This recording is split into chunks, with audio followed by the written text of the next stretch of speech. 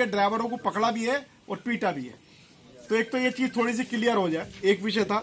दूसरा, हमारे यहाँ कंपनी चल रही है, आज तक सदन में मुझे लग रहा है 4-5 साल हो गए, उस पर कोई एक्शन आज तक कोई कर नहीं पाया। और क्यों नहीं कर पाया, इसका कारण जो एक्शन करने वाले लोग हैं वही जान सकते हैं। लगभग 600 लोग वो बताता है कि उसने सीएलसी कर्मचारी यहाँ पर दे रखे हैं और 600 लोगों के बराबर नगर निगम के माध्यम से वेतन निकल रहा है। मेरे पास ऐसी डिटेल्स हैं, ये वार्ड है मेरे पास, वार्ड 86 वसुंधरा, वार्ड 50, वार्ड 9 और वार्ड 92। इसके अलावा भी और वार्ड है। वो तनख्वाह प्रॉपरली हर महीने नगर निगम से कर्मचारियों के नाम की ले रहा है और 10 से लेकर 11 महीने तक कर्मचारियों को तनख्वाह नहीं दे रहा है। तो वो पैसा कहाँ जा रहा है और कर्मचारियों को क्यों दबाव में, उसमें ड्राइवर भी हैं 4 जोनों के, 5 जोनों के, और हमारे सफाई कर्मचारी भी हैं। तो दूसरा विषय मेरा ये था, तो क्या कारण है, क्यों इतना प्रोटेक्शन सीएलसी को दिया जा रहा है, तो वो सबके सामने आना चाहिए। जबकि अभी हाई कोर्ट ने पिछले हफ्ते एक रेजोल्यूशन पास किया है कि आउटसोर्सिंग पर कोई भी विभाग कोई कर्मचारी नहीं रखेगा। तो निगम उसका भी संज्ञान ले ले कि जब आउटसोर्सिंग के लिए हाई कोर्ट ने मना किया है, उसके बाद भी अगर हम हाई कोर्ट के आदेश के खिलाफ कर्मचारी एडमिट करते हैं आउटसोर्सिंग पे, ड्राइवर, सफाई कर्मचारी, माली या कोई भी, तो ये भी एक तरह से हाई कोर्ट की अवहेलना है। तीसरा विषय मेरा ये है नगर आयुक्त साहब कि यहाँ पर पता नहीं कुछ फर्क पड़ता नहीं पड़ता, लेकिन मेरे संज्ञान में 2-3 इशू हैं। 2019 में श्री संजय कुमार विशेष सचिव उत्तर प्रदेश शासन के द्वारा एक आदेश जारी हुआ था स्थानीय निकायों की, नगर पालिकाओं को, नोटिफाइड एरिया को, नगर निगमों को, कि प्रत्येक कर्मचारी को 1 दिन का साप्ताहिक अवकाश दिया जाना चाहिए।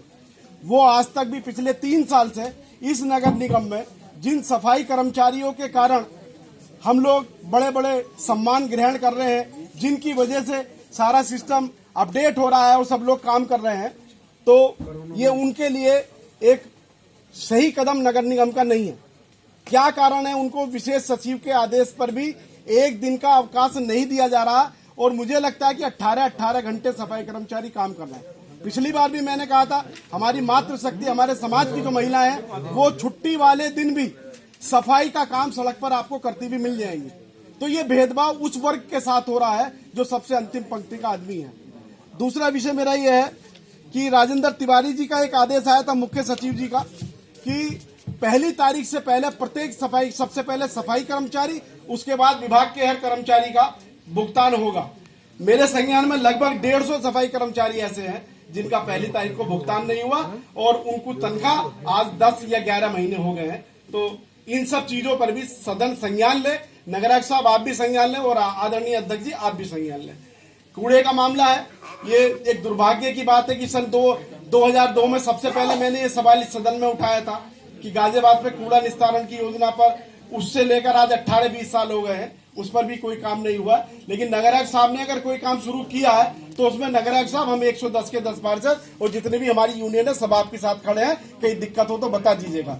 लेकिन हम ये भी कहना चाहते हैं, कम से कम समाज के सबसे अंतिम कमजोर पंक्ति के व्यक्ति के साथ ये अगर आपके रहते हुए, ये सदन के रहते हुए और माननीय महापौर आशा शर्मा और राजेंद्र जी त्यागी जैसे लोगों के सामने होता, तो इसके लिए मैं भी जवाबदेही हूँ, क्योंकि चुनाव आ रहा, मुझे भी चुनाव के लिए जाना है बाहर।